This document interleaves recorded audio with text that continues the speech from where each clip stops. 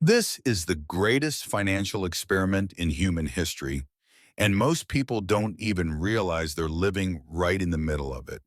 Today, global debt, government, corporate, household, and private sector debt has reached levels no civilization has ever carried before. Governments borrow trillions as if it were nothing. Central banks create money with a few keystrokes.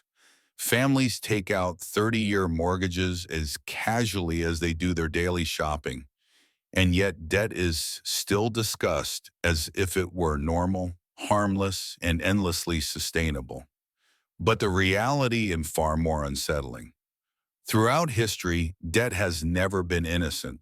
It has always been a tool of power, a mechanism of control, and a latent threat waiting for the right moment. The real question is not whether this mountain of global debt will lead to a crisis, but when it will explode, and who will ultimately bear the cost. To understand how we arrived at this point, we have to look backward. Debt is as old as civilization itself. In the earliest societies, the first written records were not stories or laws, but debts, lists of obligations, grain owed, animals borrowed. Debt was not merely economic. It was social, political, and even sacred. Kings and priests managed it carefully because they understood a fundamental truth. A society cannot survive under infinite debt. When obligations became unbearable, systems had to be reset or collapse followed. Excess debt was never just a number. It was a source of instability, unrest, and violence.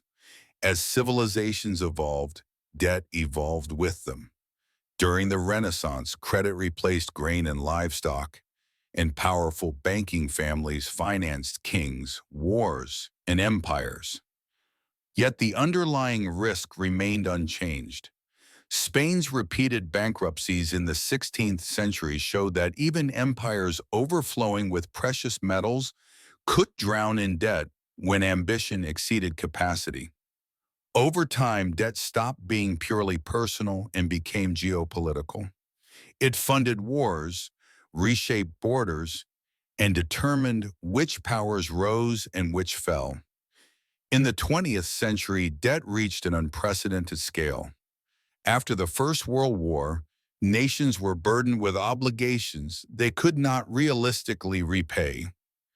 Germany's collapse under reparations led to hyperinflation, social breakdown, and political extremism.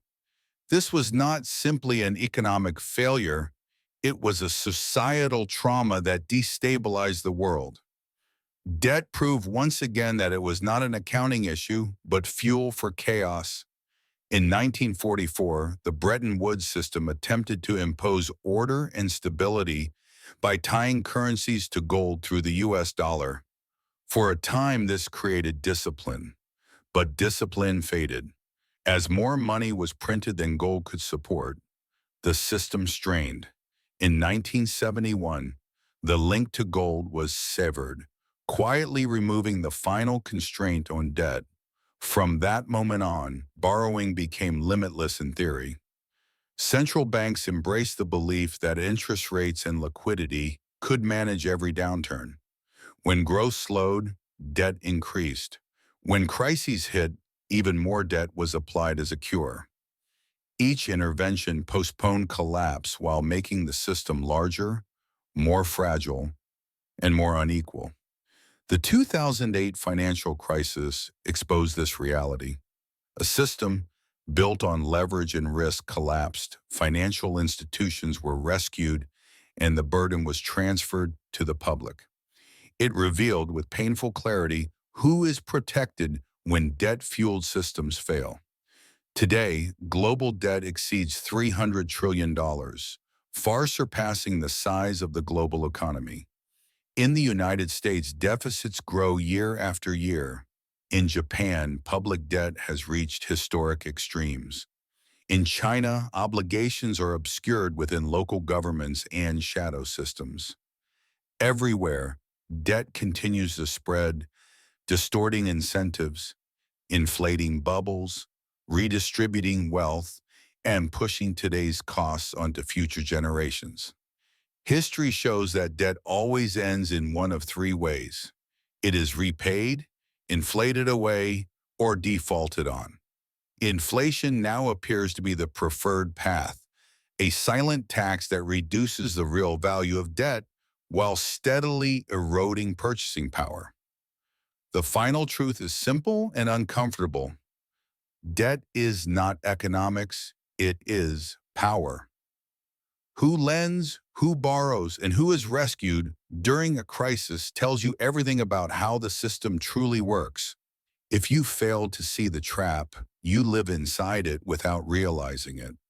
Global debt is not just a statistic. It is a long shadow over the future. And if its lessons continue to be ignored, it will shape and crush the present just as it has done to every empire before it.